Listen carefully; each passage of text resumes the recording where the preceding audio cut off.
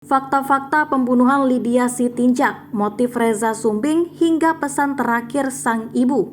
Nurhaida Tamba sudah ingatkan putri tunggalnya agar tidak berteman dengan Rizky Lewa yang merupakan pelaku pembunuhan dan pembuangan jenazah putrinya yakni Lydia Sitinjak pada Jumat 16 Desember 2022. Tersangka pembunuh Boru Sasada Lydia Sitinjak akhirnya diringkus setelah penemuan jasad korban di sumur tua yang ada di Perladangan Jagung Dusun 4 Desa Serbajadi, Kecamatan Sunggal, Kabupaten Deli Serdang. Adapun tersangka pembunuh Lydia Sitinjak tak lain adalah Rizky Lewa alias Reza Sumbing. Lelaki warga Payabakung, Desa Terangbulan, Kecamatan Sunggal, Kabupaten Deli Serdang ini adalah residivis narkoba. Nurhaida Tamba mengatakan ia telah mendapatkan informasi bahwa pembunuh Boru Sasada sudah ditangkap oleh polisi. Namun ia menuturkan bahwa borunya tersebut pernah bercerita tentang pria tersebut. Saya tidak kenal dengan pelaku, tapi Lydia pernah cerita tentang kedekatannya dengan cowok. Tapi saya bilang ke dia sekolah dulu, ucap Nurhaida Tamba pada Jumat 16 Desember. Dikatakan Boru Sasadanya atau putri satu-satunya tersebut pernah meminta izin untuk memperkenalkan pria tersebut kepada kedua orang tuanya. Sempat dia minta izin cowoknya ini mau dibawa ke rumah.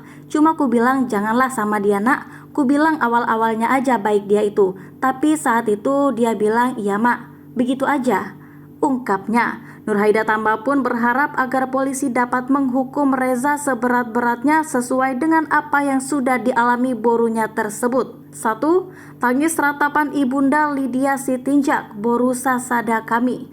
Sebelum tewas, Lydia Sitinjak sempat berpamitan berangkat sekolah dan meminta untuk dicium oleh ibunya.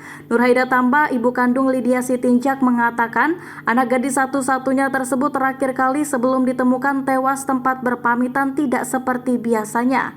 Terakhir dia di hari Selasa itu keluar rumah. Saat itu pamitan mau berangkat sekolah diantar sama bapaknya. Tapi saat pamitan itu dia sempat minta dicium cuma karena tanganku kotor. Jadi ku bilang udah berangkatlah, kotor tanganku. Tapi dia maksa minta dicium hingga akhirnya berangkatlah dia diantar bapaknya tanpa ku cium. Jelasnya. Ia juga menuturkan tidak ada firasat buruk timbul di hatinya sebelum kematian anaknya tersebut. Nggak ada firasat buruk soal kematian anakku ini karena biasa aja tingkah lakunya kulihat, kata Nurhaida. Lydia Sitinjak merupakan Boru Sasada atau anak perempuan satu-satunya di dalam keluarganya. Dia anak perempuanku satu-satunya. Dialah anak pertama kami dari 3 bersaudara orang ini. Adiknya 2 cowok, jelas Nurhaida. Nurhaida Tamba berharap pelaku dapat dihukum seberat-beratnya atas perbuatan yang sudah dilakukan terhadap putrinya tersebut. 2. Kronologi penemuan jenazah Lydia Sitinjak. Sebelumnya, Kanit Reskrim Polsek Sunggal Ibtu Suyanto Usman Nasution menjelaskan penemuan mayat Lydia. Ibtu Suyanto mengatakan mayat tersebut pertama kali ditemukan oleh pemilik ladang. Diperkirakan jenazah sudah 2 hari berada di dalam sumur.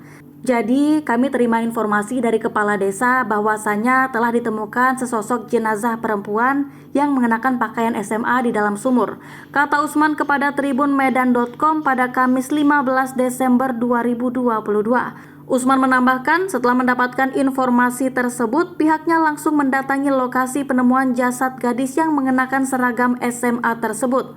Namun sayangnya tidak ditemukan logo ataupun petunjuk seragam sekolah mana yang dikenakan oleh korban. Saat ditemukan kondisi jenazah ada ditemukan sejumlah bekas memar. Lebih lanjut, Usman menjelaskan saat ditemukan kondisi jenazah memang dalam keadaan lehernya terjerat dasi.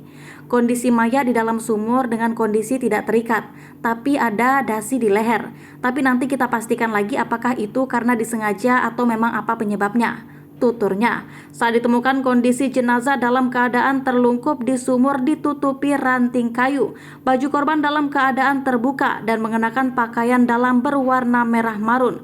Korban juga mengenakan sepatu berwarna hitam di kaki sebelah kanan, sementara kaki sebelah kirinya hanya memakai kaos kaki. Jasad korban juga belum mengeluarkan bau busuk.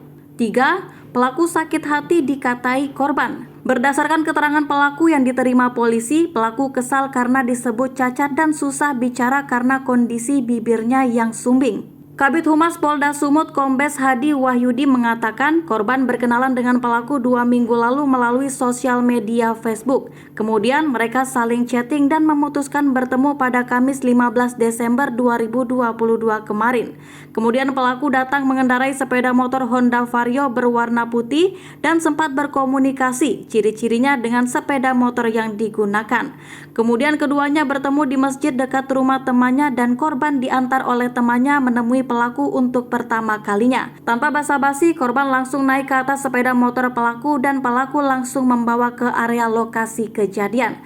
Di lokasi, pelaku bertanya ke korban apakah mau menjadi kekasihnya atau tidak dengan kondisinya yang cacat. Namun saat ditanya, korban cuma diam sampai akhirnya mereka pindah ke sumur tempat korban dibuang. Kemudian pelaku memegang tangan korban dan korban menepisnya. "Kenapa pegang-pegang tangan?" tanya korban. Kemudian pelaku kembali menanyakan apakah korban mau menerimanya menjadi pacar apa adanya. "Bagaimana jawabanmu? Mau nggak dengan aku yang kayak gini?" tanya pelaku. Suasana semakin memanas ketika korban menyatakan tak mau menjadi kekasihnya karena kondisi pelaku yang cacat dan susah berbicara. Disinilah pelaku naik pitam dan langsung mengeluarkan tali yang terpasang di jaket dan mencekik korban. Setelah dicekik selama 10 menit, korban terjatuh ke tanah, kemudian pelaku langsung membuang ke sumur.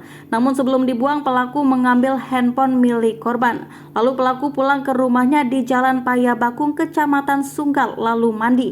4. Motif pelaku bunuh korban. Dari informasi yang diterima tribunmedan.com, adapun motif Reza Sumbing membunuh Lydia Sitinjak karena sakit hati. Reza Sumbing kesal dikatai cacat dan ditolak cintanya oleh korban.